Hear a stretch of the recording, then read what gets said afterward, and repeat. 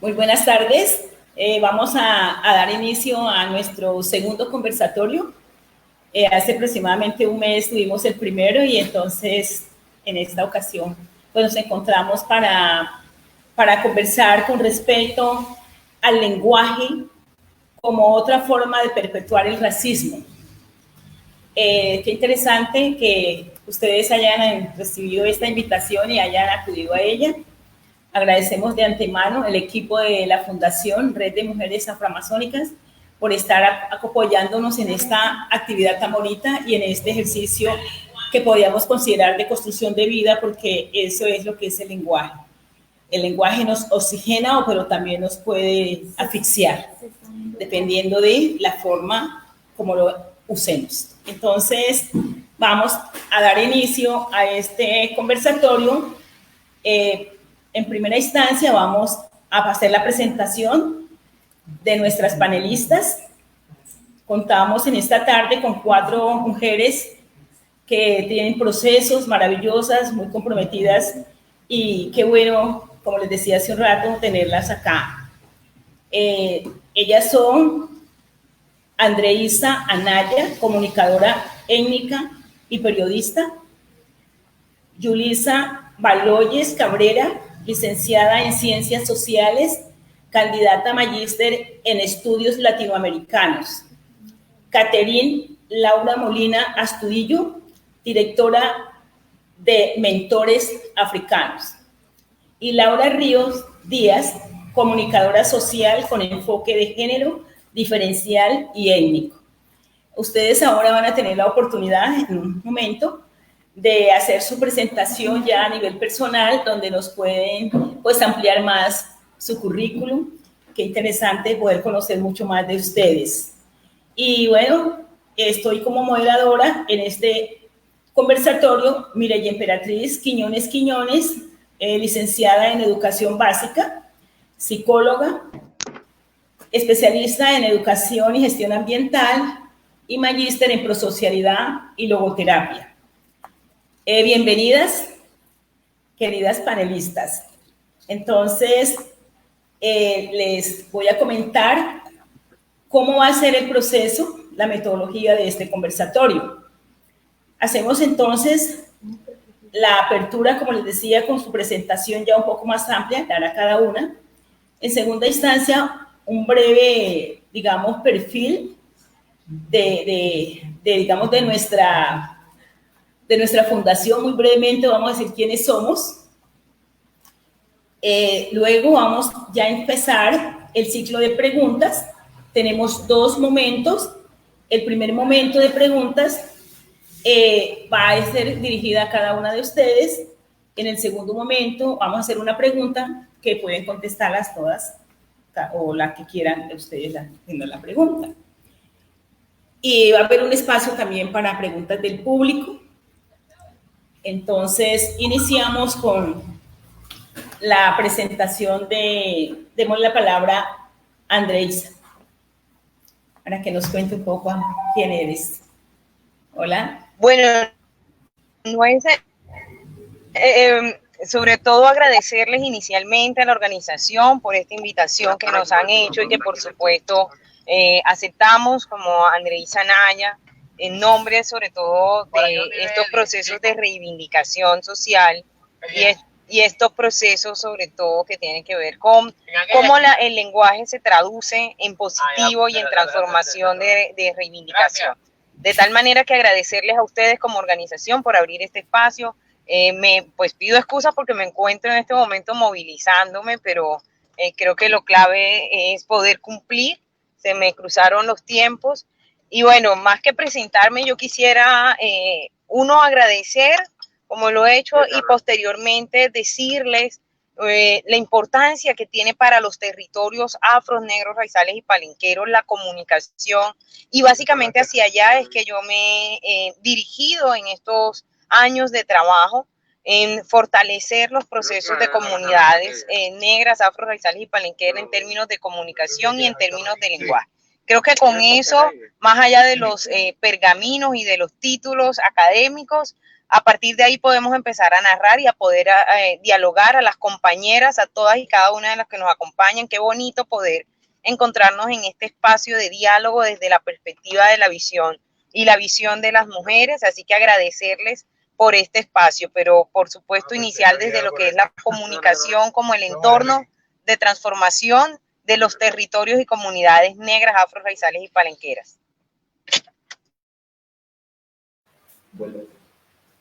Muchas gracias Andreisa. Ahora le damos la palabra a Yulisa.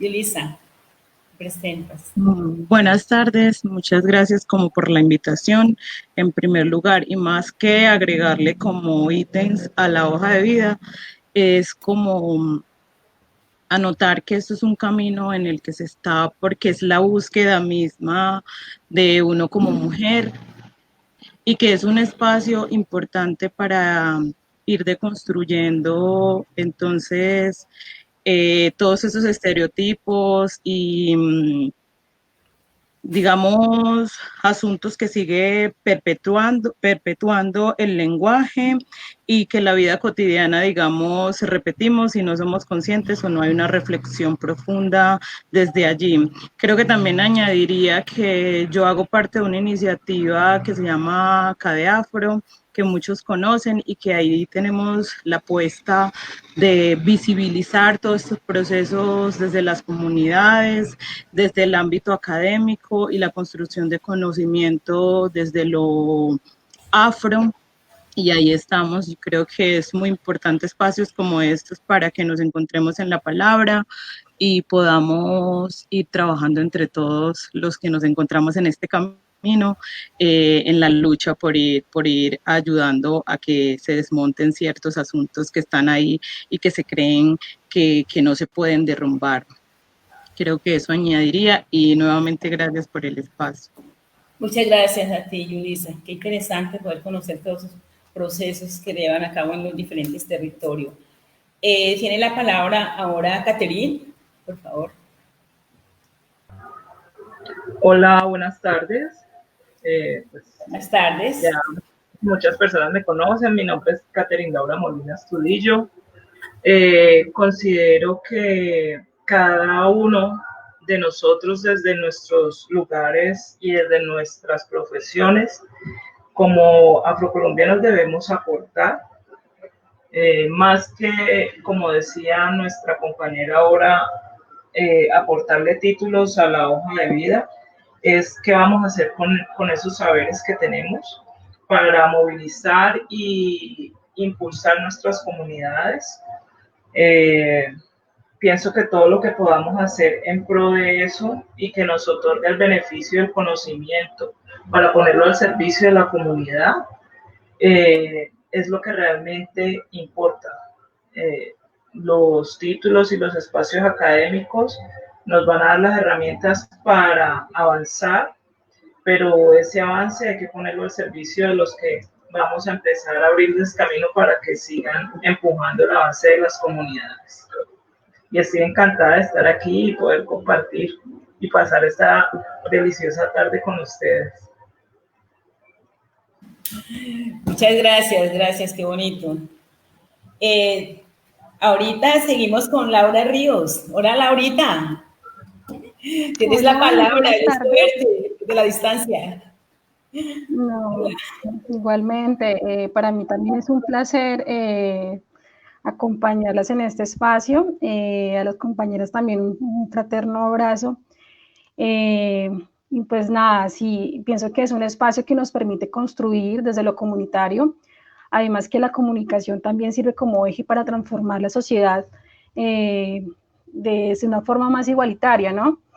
Pienso que estamos viviendo un momento muy, muy importante, porque de cierta manera como que se nos está dando el espacio para poder dialogar sobre estos temas que antes quizás no teníamos como la posibilidad de hacerlo. Y nada, muy contenta de verdad del espacio y haber compartido con ustedes en este espacio.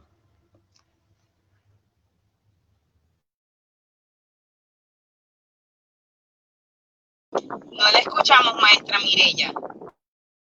Active su micrófono.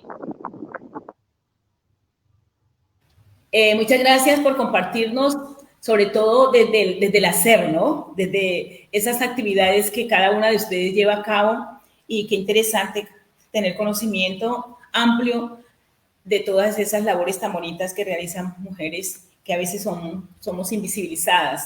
Y esta es una de los objetivos de estos espacios también, poder dar a conocer nuestras actividades. Bueno, entonces ahora vamos a hacer un breve comentario digamos, como un resumen muy sucinto de quiénes somos y, bueno, y por qué estamos acá. Somos como decíamos al comienzo, la Red de Mujeres Afroamazónica. Es una fundación que apenas dentro de un mes estamos cumpliendo el primer año de fundación. Laura tuvo la oportunidad de acompañarnos en ese arranque, en ese momento maravilloso. Gracias, Laura. El propósito, pues, nuestro es poder trabajar de forma colectiva a nivel de personas, de organizaciones, de instituciones por los derechos de las mujeres y sobre todo de las mujeres negras acá en el territorio de Caquetá, donde estamos ubicadas en este momento, aunque nos hemos pensado a nivel de la región amazónica. La verdad, el tema de mujeres afro ha sido primera vez, pues, como que aparece una organización pensada con mujeres y para mujeres negras. Entonces, para nosotros pues además es un gran reto saber que estamos abriendo ese camino para que otras mujeres también se vinculen y también se empiecen a pensar desde la parte organizativa para lograr avanzar en esa defensa, protección y ejercicio real de nuestros derechos. Entonces, ya les estaremos contando otras cositas que pues, estamos proyectando, y pues ahora con el tema del confinamiento, pues obviamente hemos dejado de hacer algunas actividades, pero creemos que ya ustedes hacen parte de nuestro equipo para conversar también de asuntos que hacen y que nosotros también hacemos. Teniendo en cuenta entonces esta situación, hemos estado reflexionando, hemos considerado que el tema del lenguaje amerita ser abordado como una prioridad desde la parte organizativa y obviamente desde las personas y en todos los contextos en que nos movemos. Por eso creímos que era importante conversar sobre el lenguaje y cómo el lenguaje que se ha venido usando o que se está usando aún todavía en pleno siglo XXI es un lenguaje pues que es racista, que genera muchos problemas en la parte emocional, social, en todas las dimensiones, porque el lenguaje es instituyente, es constituyente de las subjetividades. Es a través del lenguaje donde logramos esos procesos de socialización. Entonces, por eso hemos decidido trabajar ese tema y vamos a avanzar en esa dimensión tan importante.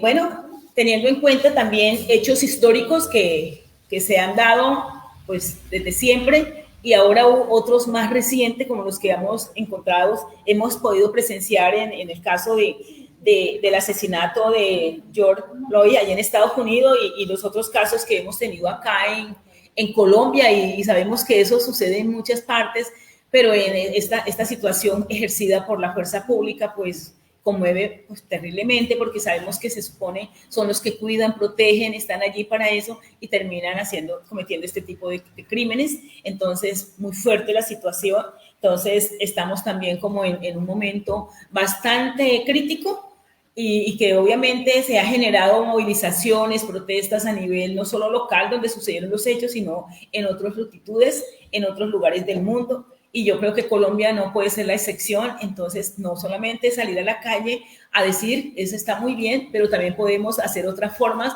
tener otras formas de movilizarnos. Entonces, es repensarnos y cómo poder incidir en la sociedad en que hay que hacer un cambio realmente de estas formas de relacionamiento a través del lenguaje. Entendiendo el lenguaje como algo muy amplio, no solo las palabras, sino todas las formas de expresión, de comunicación, como una forma de relacionamiento. Entonces, ya vamos a empezar, vamos a dar paso a nuestro primer set de preguntas. Les cuento entonces que estas preguntas, la primera vamos a direccionárselas a Yulisa, luego le hacemos la siguiente a Andreisa, luego viene la otra que la vamos a ir a Caterine y finalmente la tenemos para Laura, ¿no? Entonces, la primera pregunta que le vamos a formular a Yulisa es, ¿de qué manera el racismo, ese fenómeno que para muchas personas no existe, se refuerza y se mantiene a través del uso del lenguaje y la violencia simbólica? Bueno, es una gran pregunta. Además, ¿cuánto me repites? Podría decir, bueno, el lenguaje es, digamos que va a ser uno de esas formas en las que más encontramos arraigado el racismo, porque no solo nombra, sino que consigna, digamos, valores a las cosas que está nombrando. Y en aras a ello, entonces, como les está asignando un valor, encontramos que se va también de cierta manera naturalizando las expresiones que son racistas y que excluyen, califican y valoran positiva o negativamente a una persona. Y creo que esa es una de las formas, digamos, que el lenguaje es un factor fundamental a la hora de decir vamos a deconstruir entonces ciertas formas de exclusión, discriminación que se presentan y que obviamente se relaciona con la violencia simbólica, porque la violencia simbólica es esa que ejercemos de forma sutil, que muchas veces no nos damos cuenta, que se puede reflejar en expresiones como que si soy capaz de llegar o hacer ciertas tareas, de desempeñar ciertos cargos y que se puede aplicar, digamos, en la vida cotidiana.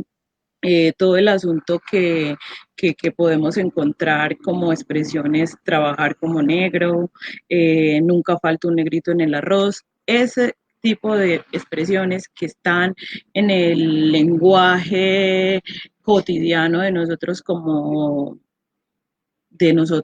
personas, lo digo como no, pues generalizo en el sentido de que cuando hablamos o que lo vemos tan natural, no nos damos cuenta que es ofensivo y que además ayuda a arraigar el asunto de forma casi que es tan penetrable, pero a la vez tan sutil que las personas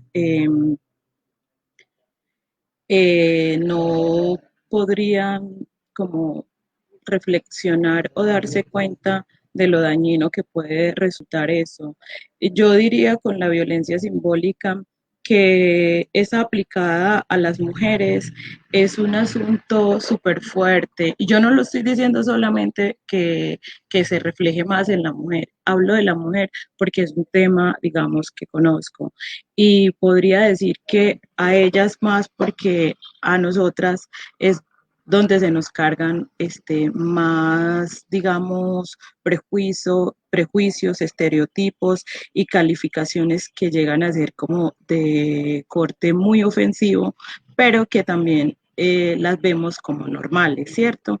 En algunos espacios de la vida cotidiana. Entonces, yo creo que el lenguaje no lo podemos asumir como algo natural y que siempre está dado, sino que es una construcción de cierta manera hasta social de la forma en que lo usamos, ¿cierto? En la cotidianidad. Entonces es una invitación a que nos escuchemos cuando hablamos también de cierta manera porque nombramos cosas y al nombrarlas les damos existencia, por decirlo así. Y creo que hay muchos espacios en los que es necesario ir deconstruyendo y que en los círculos en los que nos movemos, personas nos dicen, no hay que ofenderse por eso que estoy diciendo, pero no, eso de negrito, te digo negrito porque me caes muy bien y por cariño, eso es parte de ese lenguaje sutil, normalizado que tenemos y que es irrespetuoso porque las otras personas tendrían que ser llamadas por el nombre que les fue asignado a la hora de ser registrados. Entonces, yo pienso que tenemos que ser conscientes de lo que decimos y escucharnos para, de cierta manera, no ir pensando que lo que decimos está tan bien o es tan normal que no es ofensivo y no está perpetrando de cierta manera formas de exclusión y que dañan de forma casi que irreparable a muchos sujetos y sujetas en la vida normal o en la vida social, por así decirlo. Yo pienso que dejaría por ahí y espero haber dado respuesta como a la pregunta para también que escuchar las otras voces. Gracias, Yulisa. Muchas gracias por tus aportes muy importantes, muy significativos. Tocaste bastantes temas que nos van a dar pie para seguir conversando. Muchas gracias. Ahora le damos el paso a la pregunta para Andreisa, y la pregunta es la siguiente. ¿Cómo los medios de comunicación han ayudado a perpetuar el racismo en Colombia? ¿Cuál debería ser el papel de los comunicadores y las comunicadoras y medios de comunicación para transformar este escenario? Gracias. Bueno, ustedes me están poniendo una pregunta de esas de transformación de vida y de unos 50 años que seguramente hemos recorrido y que seguramente vamos a recorrer otros tantos.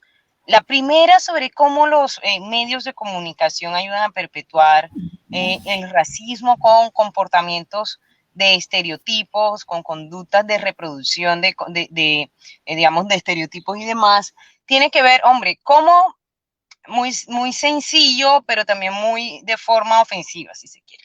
Entonces, creo que hay un tema de desconocimiento de las leyes. Creo que hay un tema además de falta de sensibilidad. Creo que hay un tema de falta de voluntades administrativas. Y cierro para conectar con la segunda pregunta. Creo que hay un tema en donde los periodistas y los comunicadores han tenido fallas en términos de la educación que reciben por parte de las aulas magnas o bien sea las universidades y demás. Esto es, los medios de comunicación, ¿cómo reproducen el racismo? Pues, por supuesto, reproduciendo todos los estereotipos a través de el lenguaje, y el lenguaje no solo el oral, sino también ese lenguaje narrativo de lo gráfico o visual, el lenguaje simbólico, pero también ese lenguaje sonoro, pero también ese lenguaje que no se dice, que está en el intersticio o en los intermedios. Entonces, bueno, ¿cómo lo han hecho? Por allí el maestro, el profesor Ricardo Chica de la ciudad de Cartagena, hace unos años, unos 10, 12 años, hizo un trabajo de investigación en donde evidenció cómo los medios reproducen el racismo desde lo que no se dice. Es decir, no ponemos negros en la sección de sociales, pero sí ponemos a los negros y a las negras en la sección de sucesos. ¿Qué me dice eso? Que los negros no tienen un ejercicio de socialización sana más allá de la pelea, de la muerte o del asesinato, de la violencia y del conflicto. Bien, eso ha venido cambiando, pero nos queda un trecho súper largo. Yo siempre veo el vaso medio lleno, ¿no? Y no me olvido de que también está medio vacío. Entonces, por ejemplo, yo pensaría con el ejercicio de el nombre del evento, yo decía, ve, qué interesante desde la perspectiva que cada quien ve los temas, porque esto es lo que nos ayuda a construir. Ustedes plantean un debate súper productivo y súper consciente desde revisar cómo es que el lenguaje perpetúa el racismo, y también podemos revisar cómo los medios perpetúan el racismo. Pero yo pensaría también en cómo es que el lenguaje construye identidad y enfrenta el racismo. En ese sentido, yo diría, a través del proceso del desarrollo del concepto de comunicación étnica, que he venido desarrollando, no sé, en los últimos 10, 12 años, tanto de formación académica, pero sobre todo de formación en comunidad, que me encuentre en el carro en este momento estamos repartiendo en este momento unos equipos para las emisoras comunitarias. Creo que da mucho cuenta de la importancia del proceso con las comunidades. Entonces, esto lo que nos va a decir también es cómo los ejercicios de comunicación en las comunidades, en los territorios urbanos y rurales, dan cuenta de construir desde el lenguaje herramientas para enfrentar y frenar el racismo, ¿sí? Y nuestras comunidades ahí tienen un conocimiento inmenso.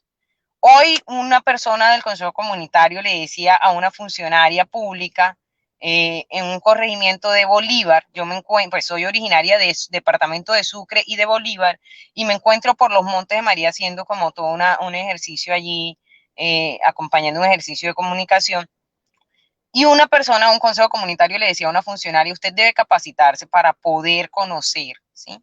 Para poder conocerla, y le invitamos a que venga a nuestra emisora comunitaria. Entonces ahí las comunidades tienen mucho que enseñarnos, muchas formas de lenguaje inclusivo, muchas formas de lenguaje de reconocimiento, muchas formas de lenguaje de participación.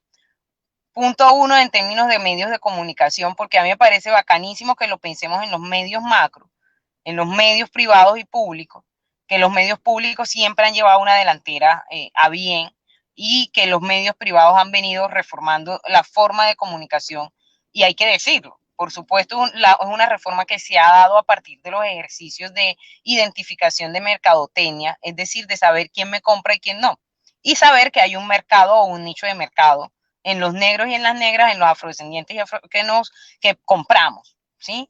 Entonces, bueno, hay que hacer la publicidad para los negros. Vale, no importa que sea así, compadre. No, comadre, no importa.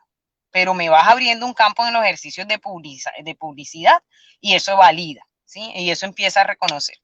Me encontré estos 3, 4 días que he estado, de hecho son los 3, 4 días que he salido de casa, después de 3 meses en la casa, y me he encontrado vallas en donde hay niños, y me ha sorprendido, pues tengo fotos y demás, me ha sorprendido ver cómo el ejercicio del mercado, del análisis del mercado, ya va traduciéndose en unos ejercicios de reconocimiento, no necesariamente de inclusión. Segunda pregunta para el tema de los periodistas. Yo creo que cómo lo hemos venido haciendo, bueno, porque nos ha faltado un tema de comprensión de la diversidad y de asumir un rol y una responsabilidad histórica más allá de ser negros o negras, ¿sí? La responsabilidad social que tienen las y los periodistas es inmensa en términos de poder generar un lenguaje en todas las diversas formas que encontramos desde la inclusión. Entonces, a partir de allí, yo creo que es clave que veamos, por supuesto, el vaso medio vacío para saber, hombre, qué es lo que hay que mejorar, pero que lo veamos también medio lleno, porque hay unos ejercicios que se han venido desarrollando a nivel nacional, a nivel regional, a nivel local, a nivel territorial, en donde nos encontramos periodistas, ¿sí?, de talla nacional que han venido desarrollando ejercicios. Digamos, yo presenté durante 4 años más o menos en la Radio Nacional, hace 4 o 5 años, un programa que se llamaba Afrocolombia, el primero en su categoría, y da vergüenza decir que en 200 años de historia fue el primero en su categoría, pero ajá, hay que decirlo. Pero también hay otras periodistas, Lía Samantha, que la conocemos del Pacífico como diseñadora, pero está Vanessa Márquez en Medellín, pero también está en Cartagena una joven que se llama Natalia y tiene un emprendimiento que se llama Colo y ha sido súper presentadora acá. Entonces encontramos un poco de nombres y de referentes, que es a donde empezamos a asumir una responsabilidad histórica y real para poder dar respuesta a esas nuevas generaciones que son las que necesitan tener unos referentes. Ya nosotros estamos viejos y ya qué más, o sea, ya hasta donde llovió hubo barro con nosotros, pero los peladitos y las peladitas, o bien sea de pronto en el Amazonas, no sé si, maestra, usted me dirá si estoy hablando en mucho clave caribe, pero los jóvenes, las niñas y los niños son los que necesitan tener unos referentes. Y yo encuentro un referente con el cual me identifico cuando soy niño o niña, cuando yo veo que esa persona que está en la televisión, en la radio o en la prensa, o bien sea en los ejercicios de comunicación territorial, habla como yo, se parece a mí, cuenta como yo, y además cuenta lo que está cercano a mí, ¿sí? Eso creo que ahí me extendí un poco, pero bueno.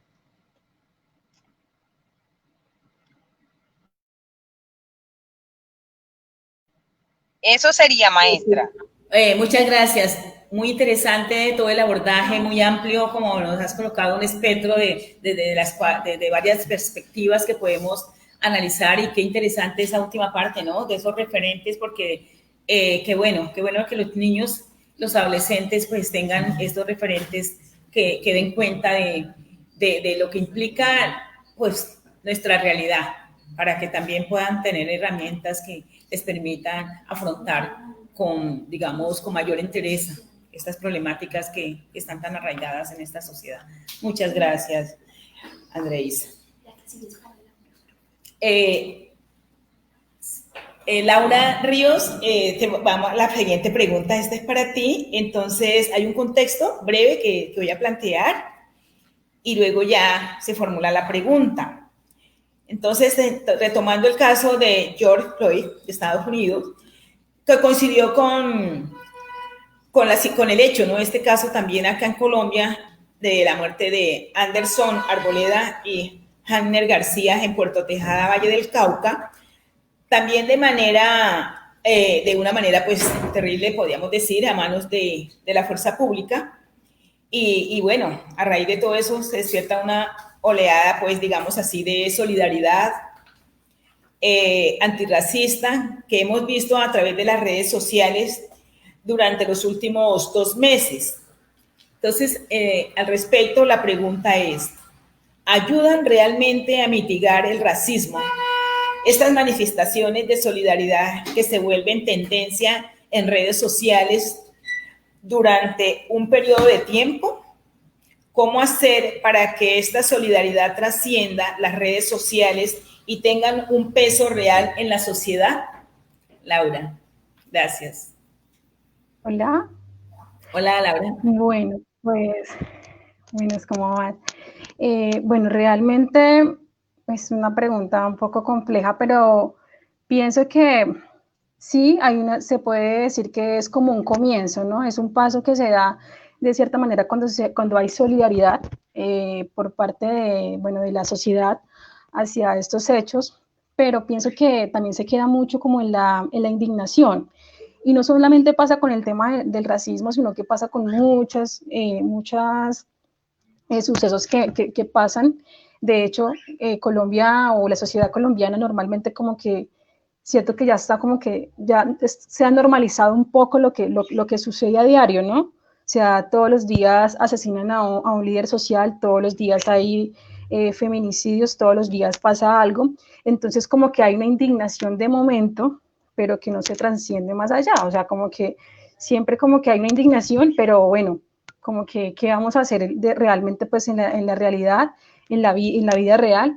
Y yo considero que, bueno, sí es un paso para de cierta manera pues sensibilizarnos frente a estos temas, pero también se cae un poco como al tema de la indignación momentánea, ¿sí? Como la indignación del suceso. Y pues pienso que frente a la otra pregunta, pienso que sí se puede como, bueno, es un paso para seguir construyendo esos espacios, ¿no? De hecho, a partir de esos sucesos como que se ha dado como esa apertura también para hablar un poco más abierto sobre el racismo. De hecho, antes como que no se podía hablar como abiertamente porque siempre como que uno cuando hablaba como de racismo, entonces como que no, es que los negros se revictimizan, entre los negros también hay racismo, bueno, siempre como que había una cierta como de justificaciones frente a ese tema. Pero, sin embargo, como que también se han dado como esas reflexiones, ¿no? Que el racismo es cotidiano, el lenguaje cotidiano, inconsciente o conscientemente, siempre como que hay ciertas expresiones que promueven ese racismo y pienso que también como que se ha dado esa conciencia, ¿no? Esa conciencia de que, bueno, de verdad como de podernos deconstruir en qué estamos fallando, si realmente estamos siendo inclusivos o no, si realmente pues nuestro lenguaje está afectando a una persona que, bueno, a una persona negra, indígena. Entonces pienso que, bueno, es un paso que se ha dado, pero pienso que falta mucho más, sí, abordar un poco más este tema, porque pues normalmente pues siempre se queda como la indignación del momento, de las redes sociales, pero que no trasciende más allá, ¿no? Hay que revisarnos muy bien dentro de nuestra conciencia en qué estamos fallando, ¿no? Hay que deconstruir un poco como ese lenguaje colonial que lo tenemos y que tenemos que empezar como a sacarlo un poco y bueno, pienso que puede ser como un paso para ir cambiando todo ese lenguaje que genera pues racismo, que genera discriminación en muchos aspectos, ¿no?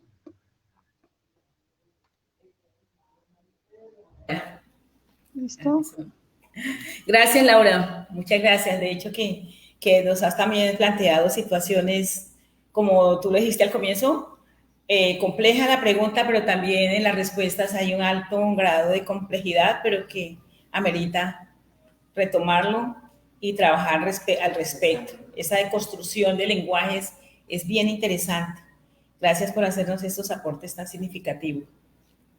Y entonces ahora sí pasamos a Caterini, por favor. Entonces, también planteo una situación para luego formular la pregunta. Dice, después de la familia, las instituciones educativas constituyen el entorno más importante para la formación del lenguaje y las representaciones de los niños y las niñas. Teniendo en cuenta esto, ¿cuál debería ser el papel del sistema educativo en Colombia para garantizar que sí, en estos espacios entonces, reduzca al mínimo el uso de la violencia simbólica a través del lenguaje como forma de mantener el racismo? Gracias, Caterina. Bueno, partamos de la primicia. Yo trabajo en una institución educativa donde nosotros atendemos a 2.400 estudiantes. Estos 2.400 estudiantes forman parte de 3 consejos comunitarios en el municipio de Jamundí. Nosotras, yo soy coordinadora y digo nosotras porque trabajamos de la mano con la rectora, nos hemos propuesto que nuestra institución educativa sea un espacio seguro. Cuando hablo de que sea un espacio seguro, es que hemos empezado a desarrollar una serie de proyectos, de prácticas que hemos ido incluyendo dentro del mismo currículum académico para continuar como dentro de la línea del ministerio, pero del mismo modo ir empezando a hacer cambios que permitan que los jóvenes cuando están dentro de las instituciones educativas, que es donde pasan alrededor de 6 horas durante el día, y los que están con especialidades llegan a pasar hasta 8 horas del día, puedan tener un espacio donde su formación sea étnica, sea segura, sean respetados y tengan una alimentación que sea digna. Digamos que el trabajo que nosotros realizamos es un trabajo atípico, no lo van a encontrar en otras instituciones educativas del departamento del Valle del Cauca, o me atrevería a decir que muy pocas en Colombia desarrollan las actividades que nosotras desarrollamos, pero van encaminadas a empezar a hacer el cambio desde la semiología. La semiología es la ciencia que estudia los símbolos, los signos y los significados que se le da a esto con el lenguaje, con las condiciones que vamos aceptando socialmente y que luego se vuelven cotidianas. Nosotros a través de la semiología y del aprendizaje significativo, lo que hacemos es que los jóvenes se vayan desprendiendo de ese tipo de expresiones inadecuadas, ¿sí? Que finalmente se van a fijar porque le vamos a dar significado y que nosotros le hemos llamado comandos paralizantes. ¿Qué es un comando paralizante? Un comando paralizante es que hay una situación de agresión racial y en algún momento te diga, es que todos los negros son racistas. Entonces, ustedes también son racistas. Eso nosotros hemos podido observar que inmediatamente paraliza la acción de la persona que está recibiendo la agresión y finalmente no pasa nada, ¿sí? Entonces, lo que tratamos con la formación que nosotros desarrollamos es bloquear esos comandos paralizantes y hacer que los jóvenes sean más seguros, más empoderados, puedan trascender, ¿sí? Y puedan superar este tipo de situaciones, porque indudablemente tenemos que defender continuamente nuestros derechos. Yo creo que no hay una persona afrodescendiente en Colombia que no haya sufrido algún tipo de agresión racial, ¿sí? Lo sufro todos los días, lo sufro cuando voy a la tienda o cuando entro a un supermercado, sí, sino que como son microagresiones que se convierten en situaciones cotidianas, la gente empieza a aceptarla socialmente y eso no está bien aceptado. Entonces, dentro de la institución educativa como tal, lo que nosotros hacemos es trabajar ese tipo de situaciones, bloquear aquello que le llamamos comandos paralizantes y hacer que los jóvenes tengan herramientas suficientes para poder responder a estas agresiones.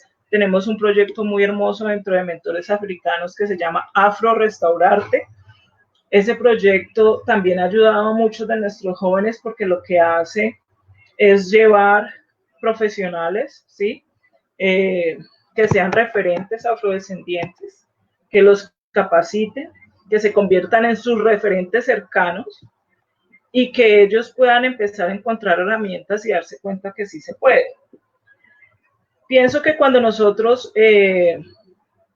a través de las instituciones educativas, nos convertimos en el primer referente, los jóvenes cambian su proyecto de vida como tal.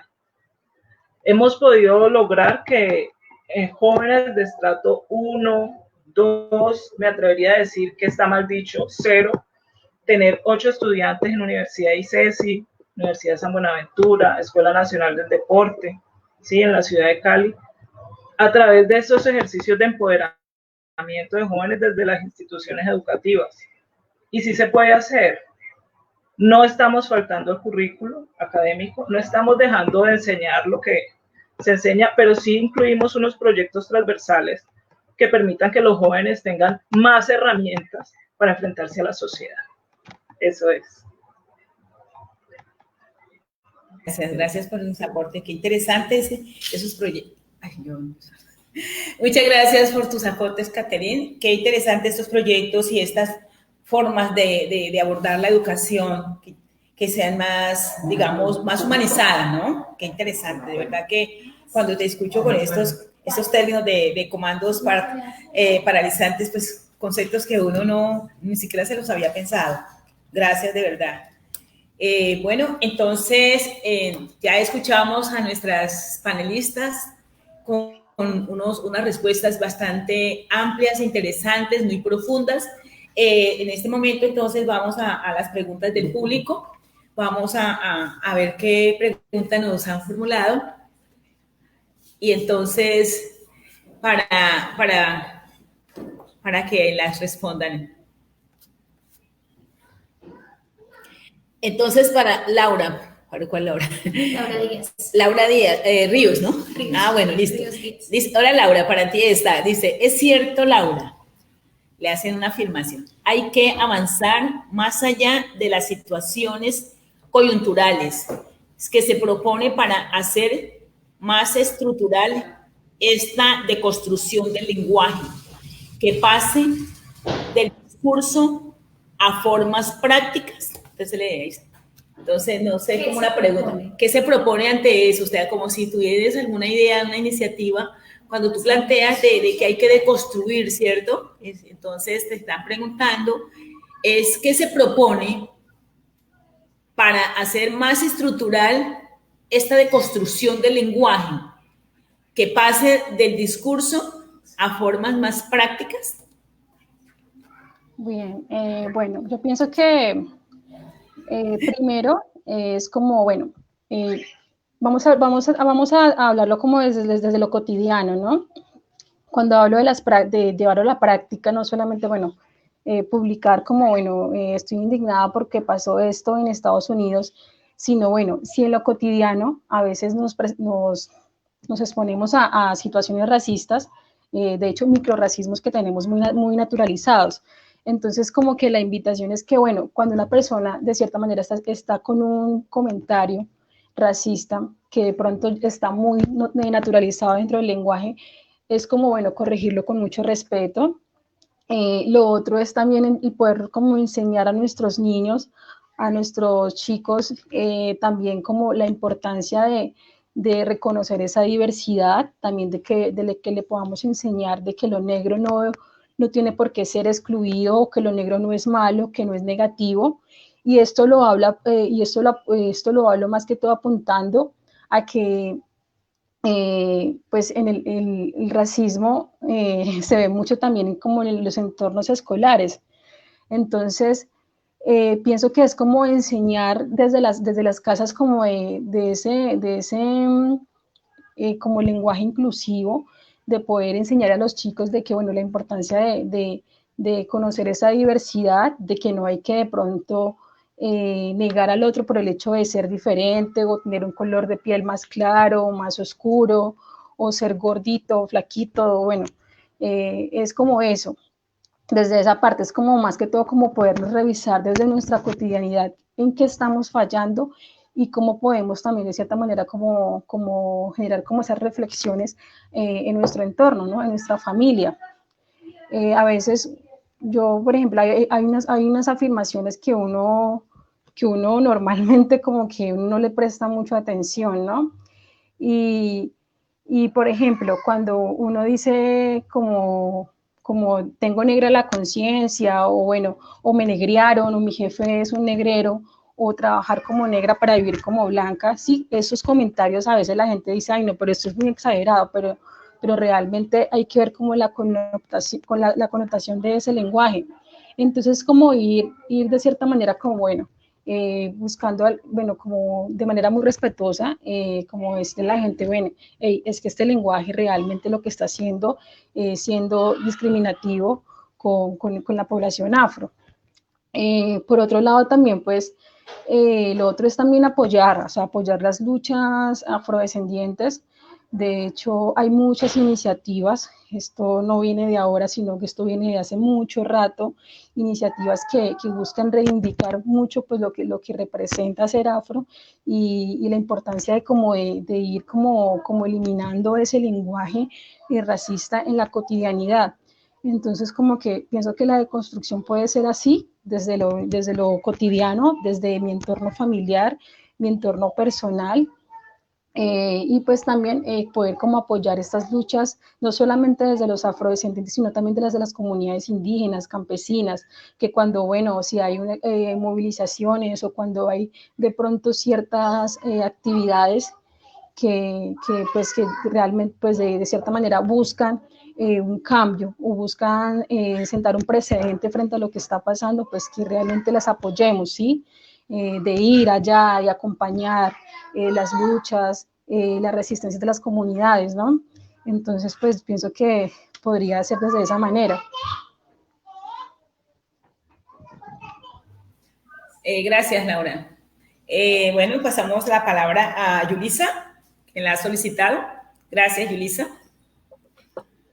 Bueno, yo podría acuñar a lo que decía Laura y que el lenguaje, al ser algo o un ámbito tan privilegiado, es allí donde podemos, digamos, dar paso para ir construyendo unas nuevas realidades.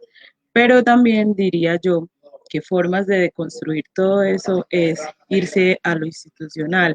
Yo creo que nos ha hecho mucho daño que el mismo ascenso, movilidad social de las personas afrocolombianas, negras, palenqueras o raizales, se vea frenado en el plano de la institución.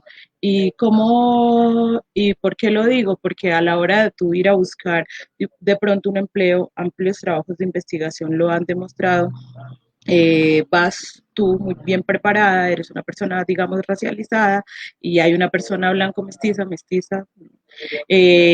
a tu lado, y puede que esa persona que no tenga las mismas habilidades y currículo que tú, o ocupe ese puesto por un asunto de imagen, porque muchos, no sé si de las que estamos aquí como panelistas les ha pasado, que van a una entrevista y es la mejor calificada de todas y aún así no obtiene el empleo. Entonces creo que la institucionalidad tiene un papel importantísimo en deconstruir, pero sobre todo saldar esa deuda histórica que se tiene con las personas afrocolombianas que no han podido, digamos, asistir al ascenso social de la misma forma que quizás sí lo han hecho otras etnias o grupos sociales. Lo digo en ese sentido. También podría decir que la familia es un espacio fundamental como primera institución educadora. Aunque la educación hace lo suyo, como lo explicaba la compañera Caterine, pero pienso que la familia es fundamental porque nadie nace racista, se hace a partir de los prejuicios que cargan nuestros propios padres o los adultos, esas palabras que a veces son inofensivas, que muchos papás le dicen a su niño, no te reúnas con esa niña porque huele no sé qué, no te reúnas con esa niña porque tiene el cabello desordenado.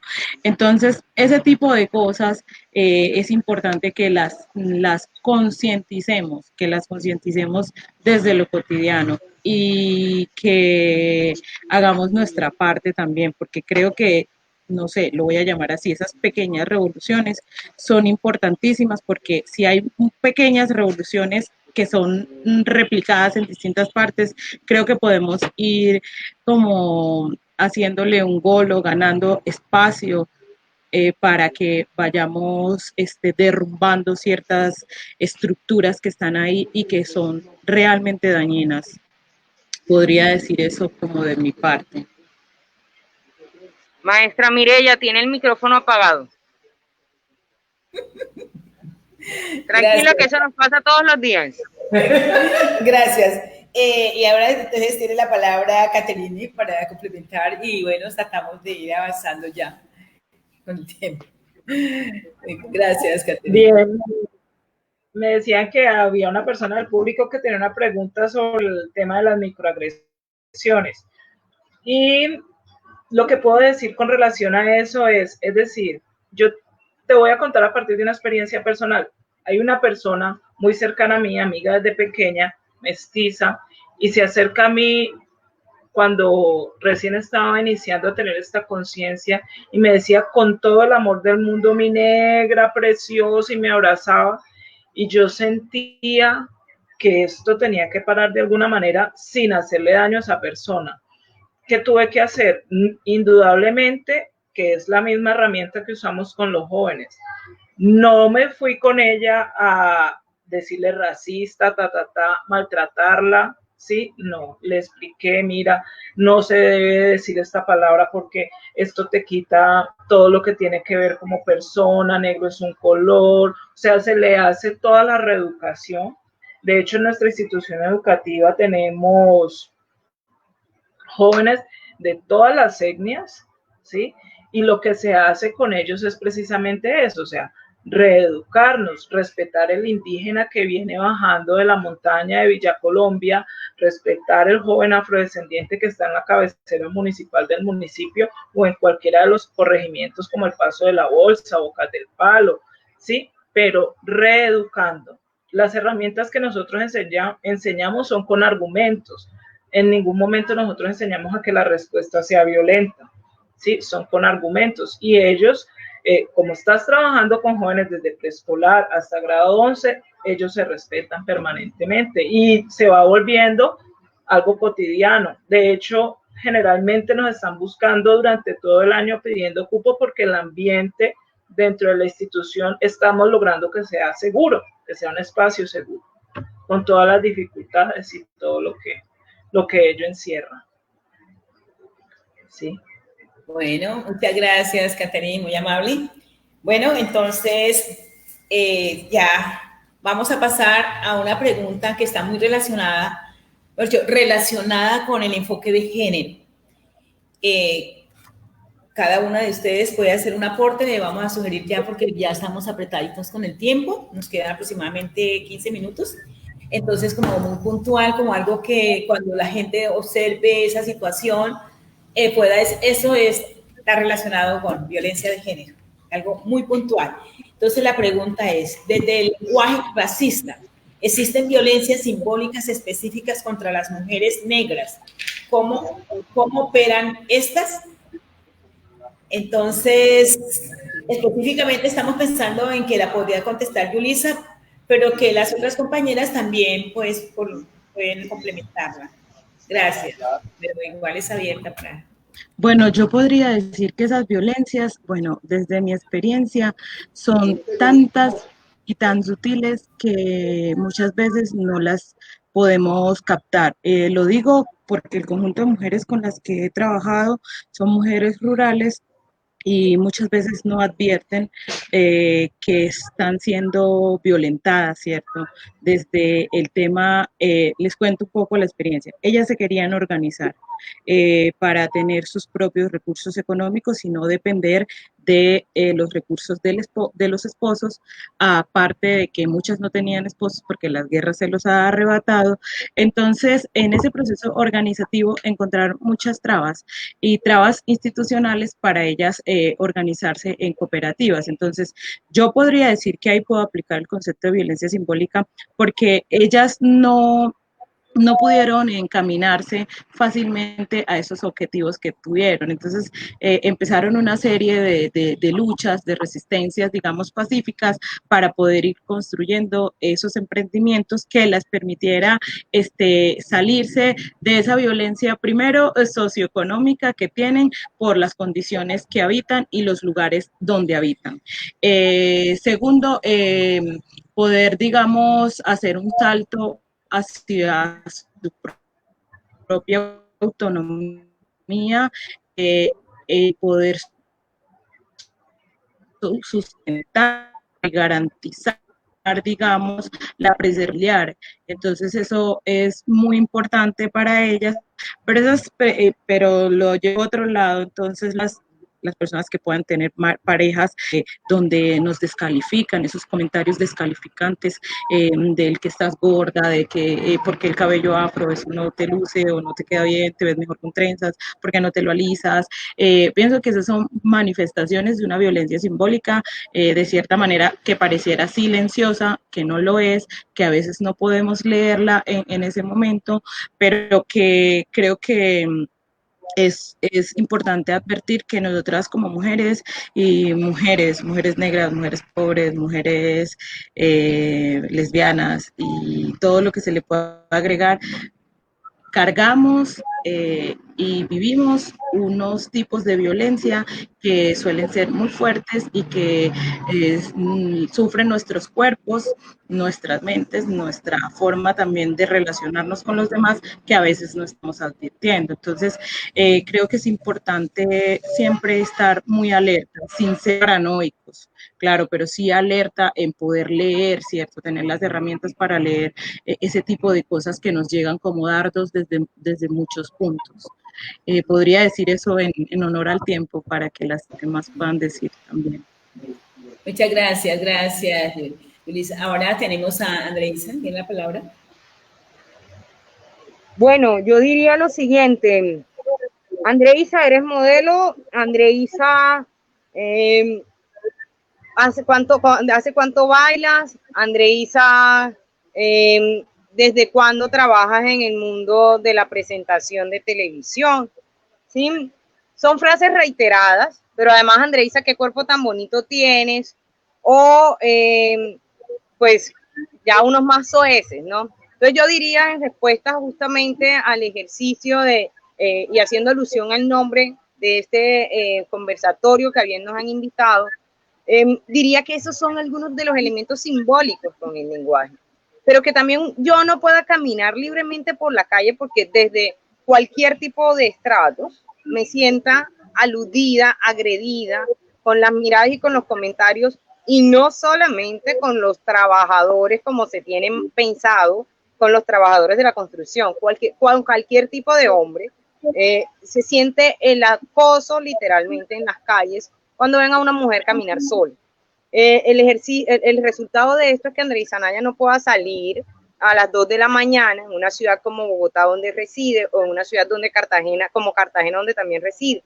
Todo esto para decirles que sí, que hay cómo se materializa necesariamente es inicialmente desde el ejercicio de reproducción, desde el nacimiento cuando se es mujer, pero es niña, pero está más o menos bonita, ¿no? Y los comentarios desde bebés que nos van encasillando, pero ella puede ser, a los 12 años ya le dicen a la niña, usted ya puede parir, usted ya puede hacer esto, o encasillar los roles que vamos a desarrollar a partir, por supuesto, del lenguaje, pero también a partir de la asignación de labores que vamos a desarrollar. Por supuesto que sí, lo he sentido, que lo sigo sintiendo, y que pues por supuesto la manera de enfrentar esto no es otra que hacer una pedagogía constante desde la resignificación, desde la revaloración, desde las políticas públicas. Colombia tiene que endurecer las políticas públicas sociales para poder frenar todo este tipo de comportamientos que hoy llamamos simbólicos, pero que mañana se convierten en asesinatos, en sacar a las mujeres de los escenarios laborales, en pagarles menos a las mujeres negras, ¿sí? O en sencillamente no tenerlas en cuenta, ¿sí? O en sencillamente seguir victimizándolas desde lo, ay, es que eres tan bella, ¿no? Lo compasivo. Entonces, ese tipo de acciones, Colombia tendría que hacer una política que empiece a hacer ejercicios de implementación, no solo en lo discursivo, y pasar de creer que todo es simbólico. El problema de Colombia es que hemos creído que todo es simbólico. Por supuesto hay unos elementos simbólicos, pero también hay unos elementos en donde la realidad, ¿sí? La afectación de salud mental que tenemos las mujeres negras en la violencia, ¿sí? La violencia del conflicto armado dejó a las mujeres negras, indígenas, a las mujeres campesinas con unas afectaciones de violencia sexual mucho más. No hay una categorización para la misma, para la violencia sexual, pero las violencias sexuales fueron mucho más perversas, y voy a decirlo salvando, por supuesto, que no hay una categorización, pero fueron mucho más perversas en las mujeres negras, porque nos han encasillado en que somos un objeto sexual. Eso, pues, por supuesto, lo diría de forma resumida, y espero haber expresado aquí en medio de la lluvia del territorio.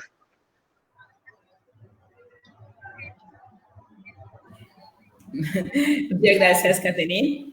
Bueno, Andrés, vamos entonces ya cerrando, y para ello tenemos una pregunta que es tanto para las panelistas como para el público. El público puede, a través del chat, ir colocándonos las acciones que consideramos pertinentes realizar desde lo personal y lo colectivo para esta transformación social. Se requiere una profunda transformación social en este tema que estamos abordando, y qué bueno que nos den unos tips, unas ideas, qué acciones personales y colectivas para la transformación social. Las panelistas tienen la palabra, está abierta para cualquiera de ustedes, y el público le agradecemos que nos registren ahí a través del chat las acciones que consideran, porque para nosotros son muy importantes, serían insumos a considerar para tener en cuenta nuestro trabajo y espacios, poder seguir compartiendo todos estos aportes que sabemos que nos van a hacer maravillosos. ¿Quién de ustedes, de las panelistas, quiere hacernos algún aporte sobre estas acciones? Catherine, por favor, tienes la palabra. Gracias. Sí, bien. Pienso que Colombia tiene 351.197 maestros para 8 millones de estudiantes. La principal propuesta que yo haría para que podamos tener un cambio dentro del sistema como tal social del país es precisamente hacer obligatorio el componente étnico, ¿sí? No ofrecerlo como una cátedra, sino que forme parte de los estándares de la educación a nivel nacional. Si eso se logra y se hace posible a partir de las ciencias sociales, pienso que se daría un gran paso, porque tendríamos todo este cuerpo docente preparado académicamente, planeando sobre cómo adelantar acciones para tener una sociedad antirracista, y eso sería muy, muy positivo. Entonces necesitamos cambios estructurales, incluso desde la parte sindical del municipio se ha llevado esa idea para que ellos la lleven a FECODE y se pueda empezar a hablar en esos términos, porque indudablemente el país necesita un cambio de etos, y un cambio de etos cultural se logra haciendo cambios estructurales. Gracias. Muchas gracias. Ahora le damos la palabra a Andreisa.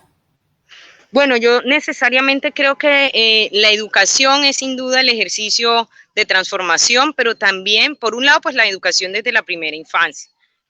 Fortalecerla en clave de diversidad, fortalecerla en clave de inclusión y de reconocimiento. Y por supuesto, hacer un ejercicio social que implique la transformación de cómo miramos el territorio y de cómo contamos y cómo narramos. Y para eso necesitamos que se fortalezcan los ejercicios comunitarios y que se fortalezcan los ejercicios que tienen que ver con el reconocimiento social, de tal manera que todas las personas podamos tener casi que una especie de gafas, de miradas de la diversidad, ¿sí? Que nos permita comprender cada vez que yo, ok, una persona con elementos, o bueno, todos tenemos elementos de interseccionalidad, entonces yo puedo reconocer y conocer la diversidad del otro, poniéndome una mirada desde la diversidad social, étnica, cultural del país. Y eso se hace básicamente con un trabajo de base, con un trabajo comunitario, en donde entendamos la diversidad de LGTBI indígena, LGTBI afro, pero también la mujer rural, la mujer urbana, la mujer negra que está en zonas insulares, la mujer negra, pobre, pero también la de estrato medio y demás. Yo creo que sin duda son ejercicios de comunicación desde lo comunitario, desde lo social y desde lo educativo.